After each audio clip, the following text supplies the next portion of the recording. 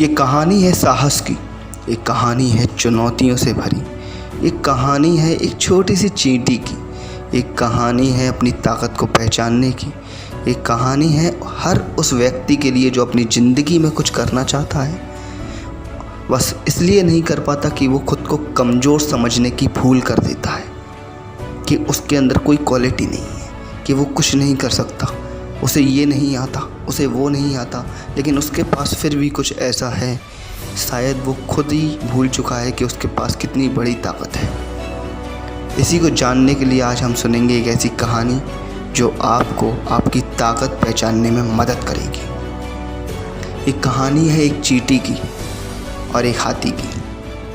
चींटी और हाथी की कहानी हमने पहले भी सुनी है, लेकिन ये कहानी कुछ अलग होगी, कुछ ऐसी कहानी जो आपको मदद करेगी खुद को पहचानने में।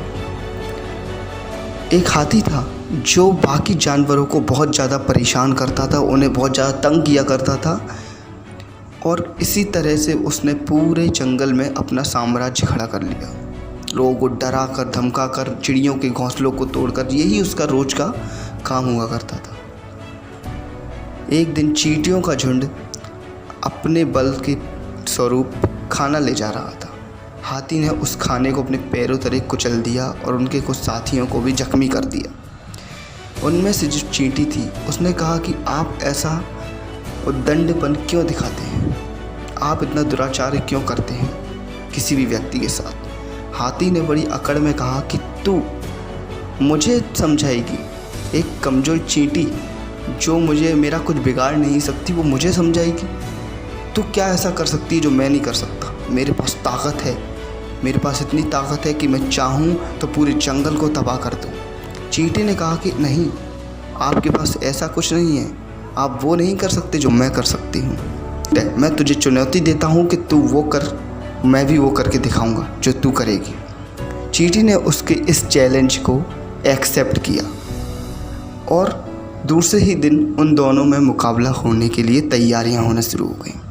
चींटी ने ये चुनौती स्वीकार तो कर ली थी, पर उसे पता नहीं था कि उसने चुनौती में उसे देगी क्या, वो ऐसा वो क्या करेगी जो हाथी ना कर पाए।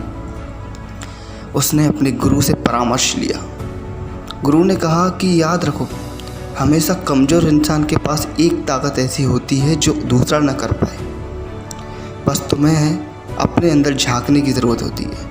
गुरु से परामर्श पाकर चींटी ने रात भर ये सोचा कि मैं करूँगी क्या। दूसरे दिन मुकाबले का दिन था।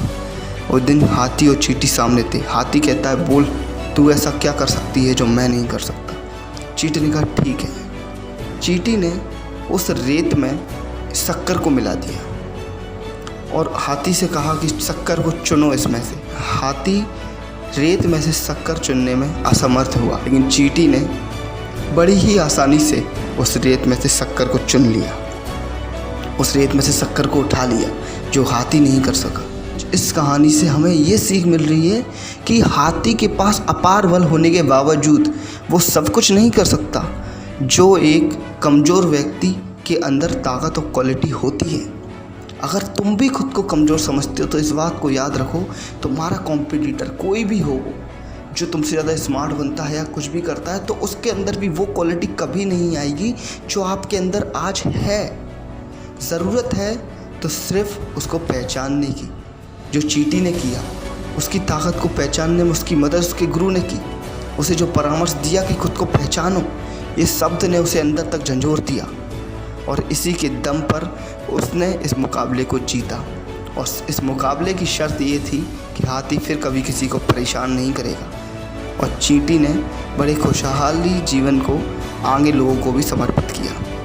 उसने इस जीवन को आगे लोगों को भी आज़ादी दिलवाई और खुद भी बड़ी शान से अपने जीवन को यापन किया और अपनी मेहनत से आगे गई। तो हमेशा हमें भी याद रखना चाहिए कि हम भी कुछ कर सकते हैं। सिर्फ ज़रूरत है खुद को पहचानने की, खुद को जानने की और खुद को समझने की, और एक सही गुरु की जो हमें सही परामर्श दे सके।